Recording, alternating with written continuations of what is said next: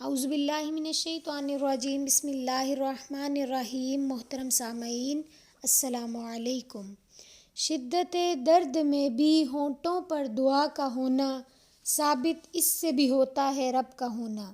دعا صرف اللہ تعالیٰ سے مانگنی چاہیے، اللہ کے سوا کبھی کسی کو حاجت روائی کے لیے نہ پکارے۔ اللہ تعالیٰ سورہ رعد میں فرماتے ہیں، اللہ کو پکارنا برحق ہے، اور یہ لوگ اللہ کو چھوڑ کر جن ہستیوں کو پکارتے ہیں وہ ان کی دعاؤں کا کوئی جواب نہیں دے سکتے۔ انہیں پکارنا تو ایسا ہے جیسے کوئی شخص اپنے دونوں ہاتھ پانی کی طرف پھیلا کر چاہے کہ پانی دور ہی سے ان کے منہ میں آ پہنچے، حالانکہ پانی ان تک کبھی نہیں پہنچ سکتا۔ بس اسی طرح کافروں کی دعائیں بے نتیجہ بھٹک رہی ہیں۔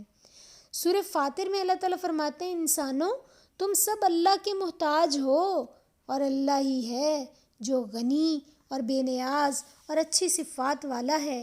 نبی صلی اللہ علیہ وآلہ وسلم فرماتے ہیں، آدمی کو اپنی ساری حاجتیں اللہ ہی سے مانگنی چاہیے، یہاں تک کہ اگر جوتی کا تسمہ ٹوٹ جائے تو اللہ تعالیٰ سے مانگے، اور اگر نمک کی ضرورت ہو تو بھی اللہ تعالیٰ سے مانگے، اور یہ ترمذی کی روایت ہے۔ اللہ تعالیٰ سے وہی کچھ مانگنا چاہیے جو حلال اور پاکیزہ ہے۔ ناجائز مقاصد اور گناہ کے کاموں کے لیے اللہ کے آگے ہاتھ پھیلانا انتہائی درجے کی بے ادبی، بے حیائی اور گستاخی ہے۔ کوئی شخص پست قد ہو اور اپنے دراز قد ہونے کی دعا کرے، یا کوئی شخص جوان ہو اور یہ دعا کرے کہ میں ہمیشہ جوان رہوں، یہ دین کے ساتھ، دعا کے ساتھ مذاق ہے۔ دعا گہرے اخلاص، پاکیزہ نیت کے ساتھ مانگنی چاہیے، اس یقین کے ساتھ کہ جس رب سے مانگ رہے ہیں وہ آپ کے حالات کا پورا یقینی علم رکھتا ہے۔ دعا کو پوری توجہ، یکسوئی اور رقت قلب سے مانگنا چاہیے۔ دعا انتہائی عاجزی اور خشوع و خضوع کے ساتھ مانگیے۔ آپ کا دل اللہ کی ہیبت اور عظمت اور جلال سے لرز رہا ہو، آپ کا سر اور آنکھیں جھکی ہوئی ہوں، آواز پست ہو، اعضاء ڈھیلے ہوں، آنکھیں نم ہوں۔ نبی صلی اللہ علیہ وآلہ وسلم نے ایک شخص کو دیکھا کہ وہ نماز کے دوران اپنی داڑھی کے بالوں سے کھیل رہا ہے، تو آپ صلی اللہ علیہ وآلہ وسلم نے فرمایا، اگر اس کے دل میں خشوع ہوتا تو اس کے جسم پر بھی خشوع طاری ہوتا۔ ہمیں یہ سوچ کر دعا مانگنی چاہیے کہ ہم ایک فقیر ہیں، اور اگر خدا نخواستہ رب کے در سے ٹھکرا دیے گئے تو پھر کوئی ٹھکانہ نہیں ہے۔ دعا چپکے چپکے دھیمی آواز سے مانگیں، اللہ کے حضور گڑ گڑائیے، لیکن اس گریہ زاری کی نمائش ہرگز نہ کیجیے۔ البتہ اجتماعی دعا کر رہے ہیں تو بلند آواز سے کریں تاکہ لوگ آمین کہیں۔ دعا مانگتے وقت دوسروں کے لیے دعا کا اہتمام ضرور کریں۔ حرام کا مال کھا کر، پی کر، پہن کر اور بے باکی کے ساتھ حرام کے مال سے اپنے جسم کو پال کر دعا کرنے والا انسان یہ آرزو کرے کہ میری دعا قبول ہو تو یہ زبردست نادانی اور ڈھٹائی ہے۔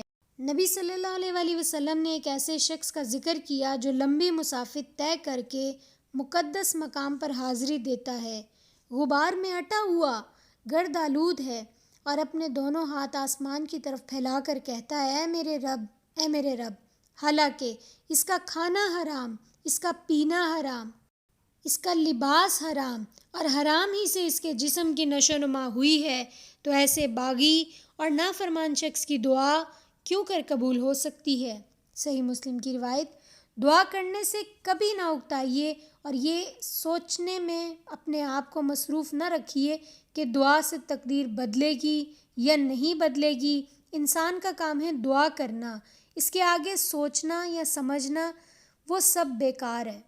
دعا کی قبولیت کے معاملے میں اللہ پر بھروسہ رکھیں، اور اگر دعا کی قبولیت کے اثرات جلد ظاہر نہیں ہو رہے تو مایوس ہو کر دعا چھوڑ دینے کی غلطی ہرگز نہ کریں۔ نبی صلی اللہ علیہ وآلہ وسلم نے فرمایا، جو شخص اللہ سے دعا نہیں کرتا تو اللہ اس پر غضبناک ہوتا ہے۔ ترمذی کی روایت ہے یہ۔ حضرت عمر رضی اللہ تعالیٰ فرماتے ہیں، مجھے دعا قبول ہونے کی فکر نہیں ہے، مجھے صرف دعا مانگنے کی فکر ہے۔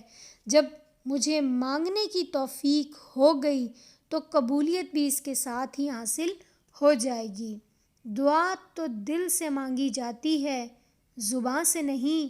قبول تو اس کی بھی ہوتی ہے جس کی زبان نہیں۔ دعا میں تنگ نظری اور خود غرضی سے بچیے۔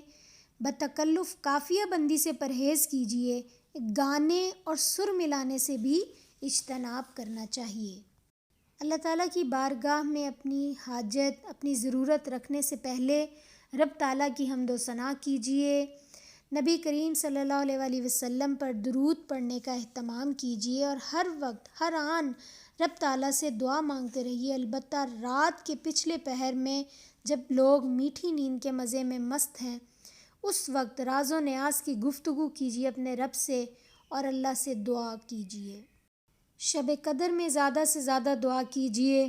میدان عرفات میں 9 ذی الحجہ کو جب اللہ کے مہمان جمع ہوتے ہیں میدان عرفات میں، جمعے کے دن اذان کے وقت اور میدان جہاد میں اذان اور تکبیر کے درمیانی وقفے میں، رمضان المبارک ایام میں بالخصوص افطار کے وقت، فرض نمازوں کے بعد سجدے کی حالت میں، اور جب آپ کسی شدید مصیبت یا انتہائی رنج و غم میں مبتلا ہوں، جب کوئی دینی مجلس منعقد ہو، جب قرآن پاک کا ختم ہو، ان مقامات پر دعا کا خصوصی اہتمام کیجیے۔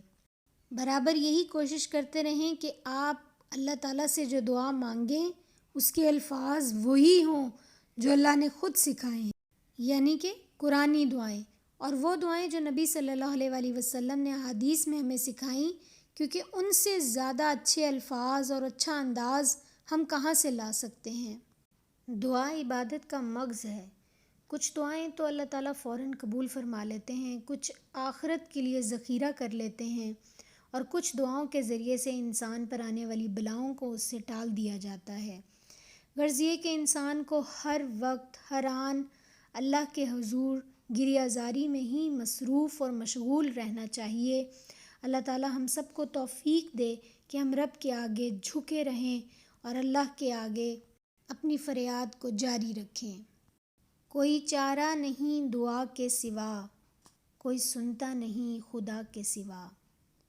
رب اغفر وارحم وانت خیر الراحمین۔ ربنا تقبل منا انک انت السمیع العلیم وتب علینا انک انت التواب الرحیم، وصلی اللہ تعالی علی خیر خلقہ محمد وآلہ واصحابہ اجمعین برحمتک یا ارحم الراحمین۔